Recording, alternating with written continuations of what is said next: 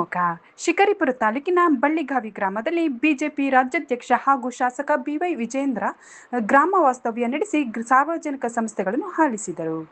ಜಾವಕಟ್ಟೆ ಗ್ರಾಮದಲ್ಲಿ SC ST ಮುಖಂಡರ ಸಭೆ ಹಾಗೂ ಸಂಜೀವಿನಿ ಒಕ್ಕೂಟದ ಮಹಿಳೆಯರೊಂದಿಗೆ ಸಂವಾದ ನಡೆಸಿದ ಅವರು, ಬಿಜೆಪಿ ಸರ್ಕಾರದ ಅವಧಿಯಲ್ಲಿ ದಲಿತ ಸಮುದಾಯದ ಅಭಿವೃದ್ಧಿಗೆ ಹಲವು ಯೋಜನೆಗಳನ್ನು ಜಾರಿಗೊಳಿಸಲಾಗಿದೆ ಎಂದು ಹೇಳಿದರು.